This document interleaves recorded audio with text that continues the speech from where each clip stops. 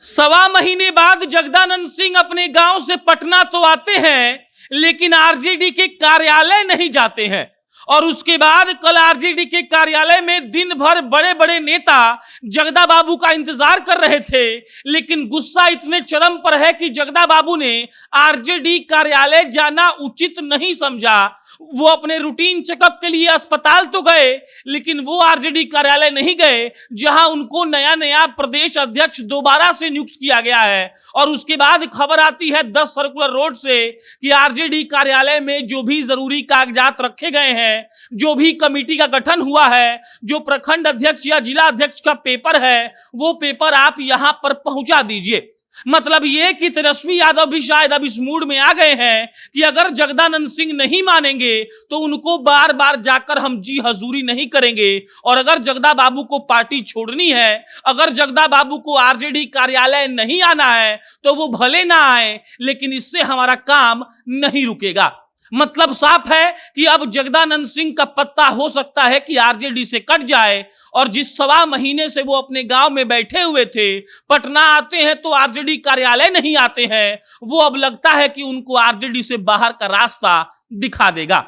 सूत्र बताते हैं कि अब इतने दिनों के बाद लगता नहीं है कि जगदा बाबू आरजेडी कार्यालय आएंगे। और अगर जगदा बाबू आरजेडी कार्यालय नहीं आएंगे, तब मजबूरी में शीर्ष नेतृत्व को कोई ना कोई एक्शन लेना पड़ेगा ताकि पार्टी का काम बाधित नहीं हो। जगदानंद सिंह वो नेता हैं जिन्होंने लालू प्रसाद यादव का इतना साथ दिया कि वो मुख्यमंत्री बन गए, लेकिन आज वही जगदानंद सिंह किनारे कर दिए जा रहे हैं। और जगदानंद सिंह के बेटे के इस्तीफे के बाद जब वो गांव गए तो सवा महीने बाद वापस आए, लेकिन राजद कार्यालय नहीं गए। बाकी इस खबर में हम इसी बात पर चर्चा करेंगे, लेकिन उससे पहले नमस्कार स्वीकार करिए। मेरा नाम प्रशांत राय है। ये वीडियो मां भवानी डेकोर प्राइवेट लिमिटेड के द्वारा प्रायोजित है। मां भवानी डेकोर टाइल्स, मार्बल और ग्रेनाइट बेचती है। अगर आपको भी अपने सपनों का घर बनवाना है तो मुजफ्फरपुर स्थित मां भवानी डेकोर से टाइल्स, मार्बल और ग्रेनाइट खरीदिए। अगर आपका घर दूर है तो ये लोग बेहद ही सस्ते दामों में आपके घर पर टाइल्स, मार्बल और ग्रेनाइट पहुंचा देते हैं। बहरहाल अब लौटते हैं जगदा बाबू पर। जगदा बाबू के बेटे सुधाकर सिंह का इस्तीफा होता है। कृषि मंत्री रहते हुए सुधाकर सिंह कई ऐसे बयान देते हैं जिससे नीतीश कुमार की सरकार कटघरे में खड़ी होती है। और उसके बाद जब सुधाकर सिंह इस्तीफा दे देते हैं, तब जगदा बाबू इस बात का अनाउंसमेंट खुद करते हैं। जगदानंद सिंह ने खुद ही बताया था कि सुधाकर सिंह ने इस्तीफा दे दिया है, इस्तीफा को हमने तेजस्वी यादव के पास भेज भी दिया है। और उसके बाद खबर आती है कि जगदा बाबू नाराज होकर गांव चले गए हैं और इस विषय में कोई भी बातचीत नहीं करना चाहते हैं।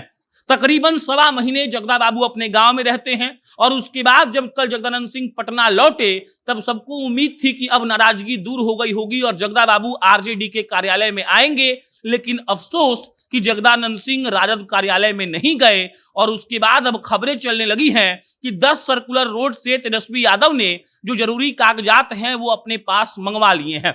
मतलब ये कि शायद तेजस्वी यादव ने इस बात का फैसला कर लिया है कि अगर जगदा बाबू को आने का मूड नहीं है तो हम अपना काम नहीं रोकेंगे। अब सवाल कि कौन सा काम? तो काम है कमेटी के गठन का, काम है जिला अध्यक्ष का, प्रखंड अध्यक्ष के चुनाव का। और अगर ये काम बाधित होता है तो पार्टी कहीं ना कहीं जिला स्तर पर कमजोर होगी। और तेजस्वी यादव शायद ऐसा नहीं चाहते हैं, इसीलिए आरजेडी कार्यालय से वो सारे जरूरी कागजात 10 सर्कुलर रोड मंगा लिए गए हैं। और हो सकता है कि अब जगदानंद सिंह के बिना ही वो सारा काम किया जाने लगे और जगदानंद सिंह को ज्यादा जी हजूरी नहीं किया जाए।